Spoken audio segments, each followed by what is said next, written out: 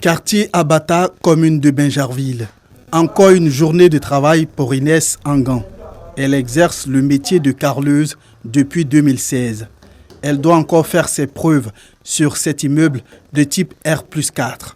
Ce sont près d'une dizaine d'appartements qui doivent être carrelés, une tâche difficile qu'elle accomplit pourtant avec passion. Ce métier est compliqué. Il est compliqué parce que comme on a pour habitude de dire, c'est un métier d'homme.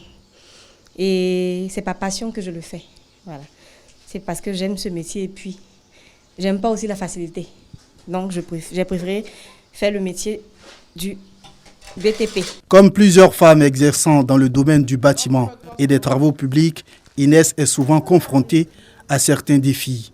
Il s'agit notamment des difficultés à trouver des marchés et le manque de financement. Pour les clients de nous faire confiance, parce que quand ils voient une femme, ils se disent « mais est-ce que toi tu peux faire le métier, tu peux tant. » Ils veulent d'abord prendre ton numéro. On demande aussi aux institutions, à l'État de nous faire confiance, à nous les femmes. Ces artisanes du BTP, nous les retrouvons dans cette salle.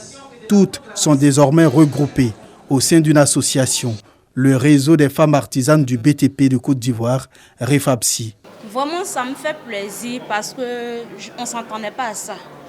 Travailler ensemble, vraiment, parce que de là, on sait qu'on va sortir de l'ordinaire. L'État ivoirien qui pense à nous vraiment, pour qu'on puisse travailler, avoir des grands marchés. À la tête de ce réseau, Djeneba Diomandé. Sa priorité, lutter pour l'égalité des genres dans le secteur du BTP. Quand tu es seul, tu ne peux pas mieux avancer. Plus nous serons en groupe, l'État peut nous aider. L'État peut nous aider, c'est pour cela que nous avons créé ces réseaux, nous mettre ensemble pour que le gouvernement puisse penser à nous. On attend que l'État nous donne des financements, des prêts bancaires pour qu'on puisse préfinancer nos propres marchés.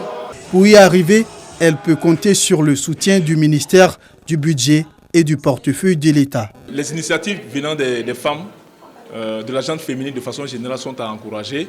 Qui plus est dans le domaine du bâtiment et des travaux publics, le BTP, qui est un milieu, exigeant. Lorsque les femmes s'intéressent au domaine, concernant en tout cas le bâtiment et les travaux publics, c'était donc pour nous, en tout cas, le motif suffisant pour venir représenter le ministre à cette cérémonie. En à peine un an d'existence, le réseau des femmes artisanes du BTP de Côte d'Ivoire compte près de 300 membres.